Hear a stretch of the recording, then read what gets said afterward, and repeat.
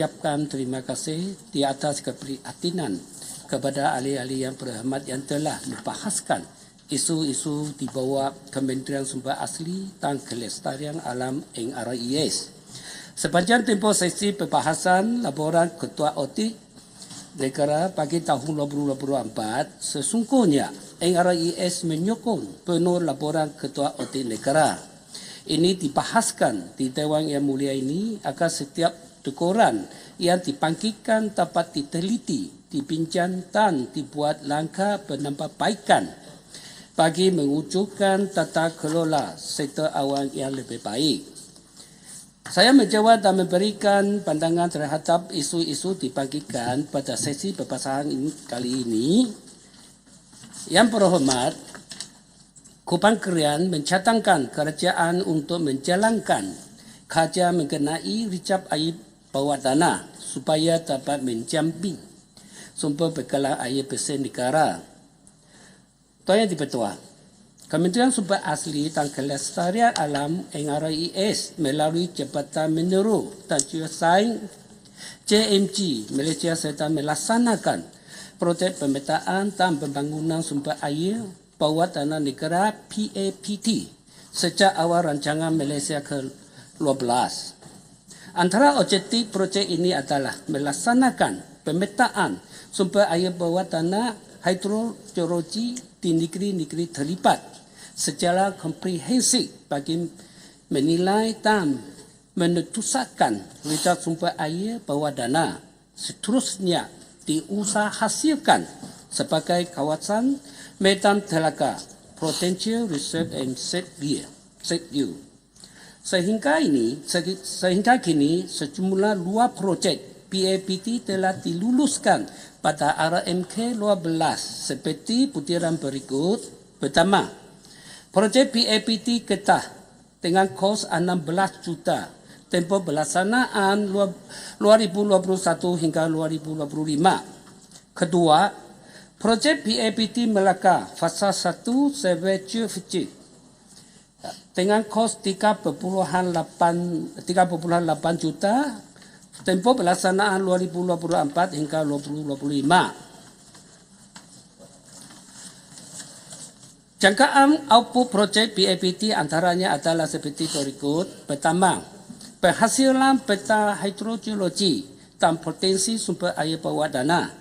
Kedua, penghasilan peta sebatang kawasan ibuhan air bawah tanah dan kawasan medan telaga wellfield. Dan ketiga, penghasilan pemodelan dan simulasi sumber air bawah tanah untuk penentuan ricap dan kata luahan selamat safe use berdasarkan potensi sistem aquifer. Hasil akhir projek PAPT ini akan menghasilkan satu kerangka pelan pembangunan sumber air bawah tanah selaras dengan keperluan pembangunan fizikal negeri-negeri terlibat berdasarkan input teknikal dapat projek PAPT.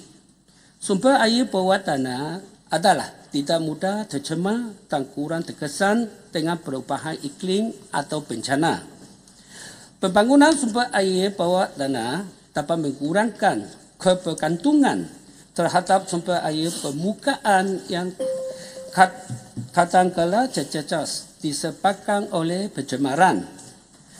Kementerian Sumber Asli dan Kelestarian Alam NRIS melalui Jabatan Mineral dan Geosains JMG Malaysia percaya dan yakin projek PAPT ini dapat memberikan input data potensi ricap air bawah tanah yang boleh dibangunkan secara konsumtif dan lestari sebagai sumber air bersih terutamanya pada musim kemarau.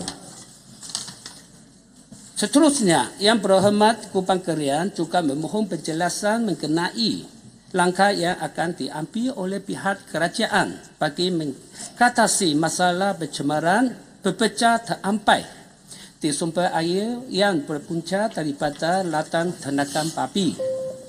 Tuan Yang di-Pertua, isu berkaitan kawalan pencemaran air adalah melibatkan berbagai agensi termasuklah agensi kerajaan persekutuan, kerajaan negeri dan pihak Berkuasa tempatan punca pencemaran air adalah disebabkan oleh berbagai aktiviti yang dikategorikan sebagai punca tetap dan punca tidak tetap. Berdasarkan kepada punca yang potensi menyebabkan pencemaran air, terdapat punca-punca yang tertakluk kepada Akta Kualiti Alam Sekeliling 1974. Dan juga di bawah bidang kuasa agensi lain termasuklah dari Ladang Tenaga. Masa sudah tamat, masih banyak mau dijawab. Lagi ada banyak lagi. Boleh bagi jawapan bertulis. Okey, boleh. Terima kasih. Terima kasih. Tuan yang dibentuk.